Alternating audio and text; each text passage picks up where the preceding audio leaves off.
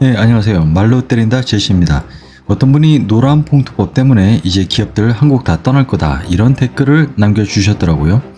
이 노란 봉투법 요즘 아주 뜨거운 이슈 중 하나입니다.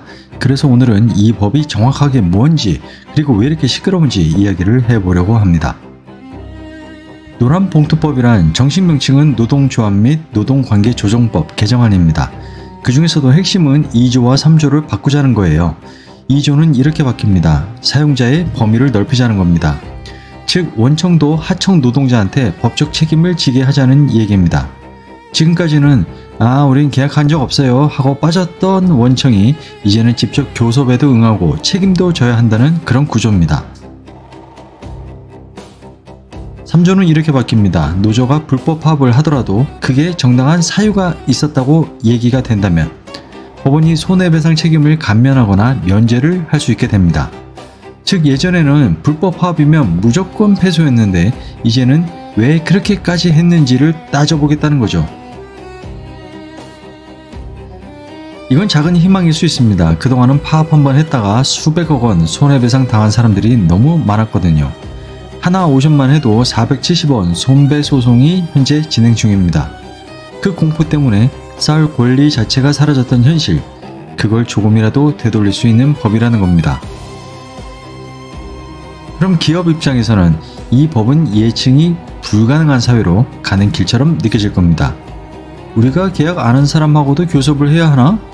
법이 아니라 판사 재량에 따라 손해가 달라지면 사업계획은 어떻게 세우나? 특히 외국계 기업들은 말합니다. 한국은 계약이 아니라 감정과 여론이 지배하는 나라로 보여요. 그래서 실제로 외국계 기업 13%가 한국 철수를 검토했다고 합니다.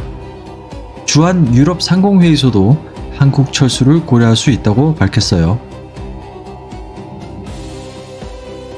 표면적으로는 노동자 권리 강화로 들리지만 사실 이 법은 표가 되는 사람한테만 작동하는 구조입니다. 예를 들어 봅시다. 현대자동차 노조가 협상 테이블에 앉았습니다. 우리는 임금을 더 받아야겠습니다. 그리고 파업을 합니다. 노란 봉투법 덕분에 불법 파업이어도 정당한 이유가 있었다라는 판결을 받습니다.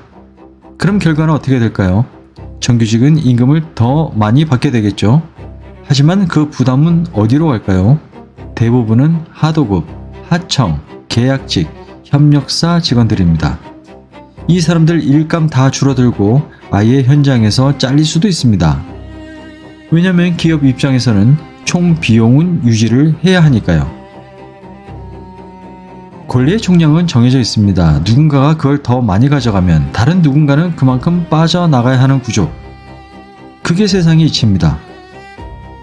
그리고 우리는 늘 그 빠져나가는 쪽에 서 있는 경우가 대부분입니다. 저는 프리랜서로 일합니다. 법적으로 근로자도 아닙니다. 그렇다고 사업자 등록한 자영업자도 아니고요. 어디에도 속하지 않은 사람이란 이야기입니다. 프로젝트가 있으면 가고 끝나면 사라지는 사람. 이 노란 봉투법은 노동자 보호법이라고 불리지만 저 같은 사람은 완벽하게 제외되어 있습니다. 다른 사람들도 자주 봅니다. 배달하시는 분, 대리운전기사, 콜센터 상담사, 보험설계사. 그분들이 근로자인지 자영업자인지 저는 잘 모르겠어요.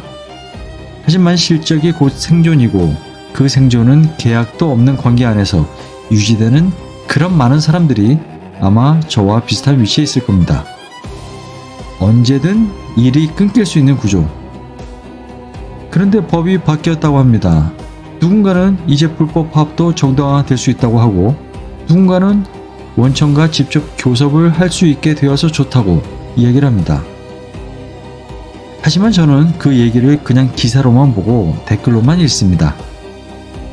왜냐면 그 법이 나에게는 적용되지 않는다는 걸 전 이미 알고 있으니까요. 왜일까요? 왜 우리는 항상 법이 생겨도 그 법 안에 없을까요?